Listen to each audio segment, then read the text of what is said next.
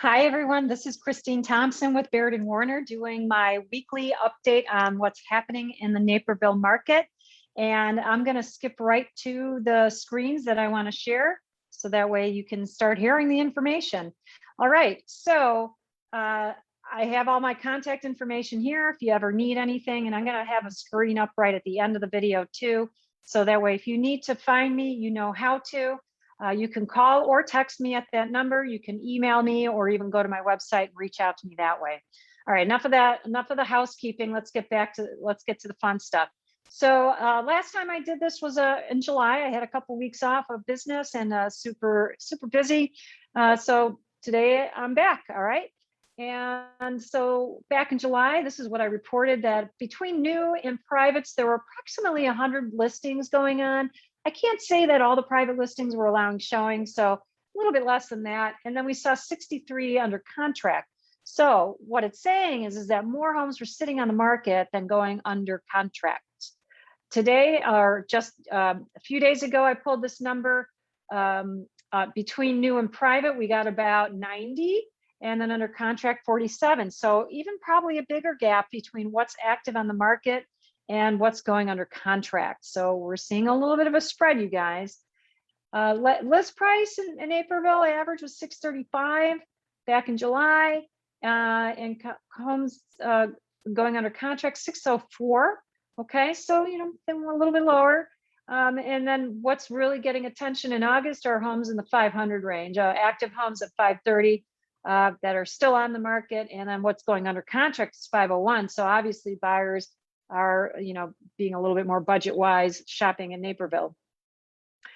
In July, 37 days active, and then 27 days for the closed homes, which go under contract probably a month or two prior, and then 23 days for homes that are going under contract. So the ones that are priced better are going under contract faster than the homes that are probably trying to push for that higher price. So there is always a threshold, sellers out there, for what you can try for price. Even though it is a seller's market, you still need to be very smart about it, okay? And then this last week, we saw that 37 days was the average for actives. So a week ago, 37 before in July. And then under contract, it's 36 now. What was it before? 23, okay? That's taking longer. And now we're seeing also homes that went under contract 30, 60 days ago. What they closed at, their average was 18 days, all right? The red bar, what's that? These are canceled, expired, temporarily off the market. What was it a month ago? 100, and now we're at 61. Okay, so and don't forget, a lot of these could be the homes that get reactivated as new properties. So you got to be careful about that. You really got to skin the cat out and peel. I'll say more, peel the onion layers apart to find out what's behind that number. Back in July. These are numbers that are behind the bar graphs, because some of you want numbers. They don't want a pretty little bar, okay? So for those of you that like numbers, here you go. LP stands for list price. So for homes that closed, sold homes, their average list price was 606, and their average sale price was 605. So very small gap between average list price and average sale price.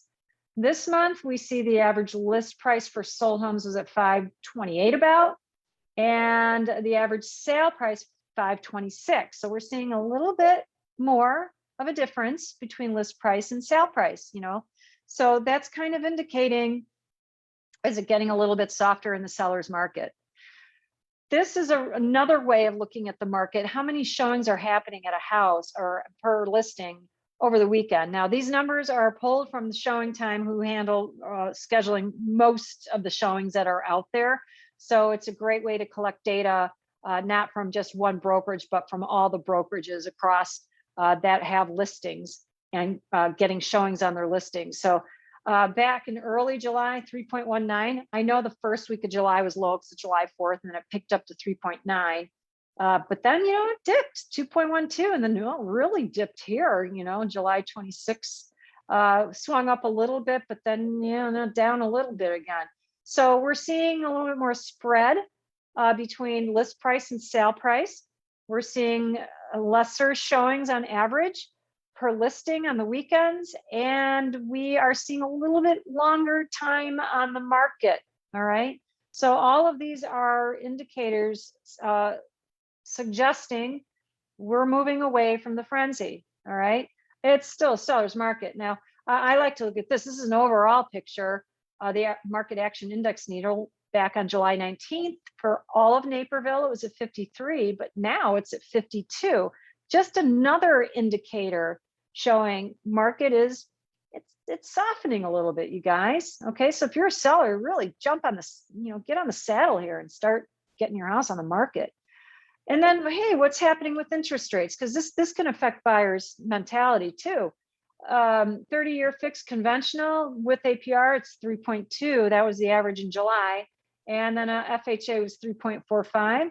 Now 3.28 and 3.51. So it's crept up just a little bit. I talked to somebody the other day and they said, oh, rates are going down a little bit, but when you look month over month, essentially here, it doesn't look like it, And talking about month over month, I will be doing a new format following this show. So I'm excited about that, and I'll talk about it more later. So let's talk about interest rates and industry experts that were spot on predicting the big crash in the market back in 08. These same experts are stating home prices, they're going to go up, you guys. They're not going to go down. There's no bubble, okay? It's called low inventory, and buyers are fighting for it. There's no bad money in loans. Loans are solid. There's a lot of wealth in home mortgages. People are not walking away from their homes, you guys. This is why we have low inventory. No one wants to leave their house. They got money in it, okay? So if you think you're going to wait and save money purchasing a home, think again. Look at this number. If you're buying in the 250 range, the home price is going to go up. It's not going down. So if you waited a year, you're paying, $200 and something more, 200 and what, $6, $16 more a month, and times that by 12, and then times that by 100. How much more are you spending? If you're buying in the 500 range, you wait until January 2022, you're getting this exact same house for $560. Now this $500K house might have been listed for $480. All right, and you're like, oh, we got to pay $20,000 over to get this house. But yeah, you're getting it. These people got it at 2.8, and if they said, oh, I'm going to wait a year, they're buying the exact same house for $560 at a higher rate, paying more. Is that a deal? I don't think that's a deal. Okay, add that money up over the years. This is like several cars you could be buying at the same time, during that time, instead of more money you have to put into the house. You're not saving money waiting. Please get out there, buy a house. And then for homes in the 750 range, look at this. My God, you're paying over $1,000 if you waited a couple of years. And I think I calculated that's coming to about over $250,000 in the course of 30 years. That's a few cars. All right, quite a few cars that you could be buying, rather than just more money you have to put into the house. So get out there. I'm really, really trying to help you out here. So I appreciate you guys all watching, and I'm back. And so what I'm going to do, I'm going to take September off. I don't want to have numbers close out for August and for September. And then the very beginning of October, I'm going to switch formats to month over month. So you can really see where are the changes happening, so that way we can really say those closed home or those homes under contract in August, here's what they probably closed out for in September. So you get some real good relativity. So I thought about this, and I thought that might help people better to understand what's going on. You can always go back to all of my shows between now and very early 2020 when I started this, if you want to see the weekly updates, and then I'm going to change to monthly update. But please do know, if you need a weekly update, give me a call if you need numbers for a hyper local market, maybe a section of Naperville, or you're in a different town, you're looking to buy or sell in a different town in the Chicago area. I can pull up numbers all day long for you. I love that. So I hope you found this helpful.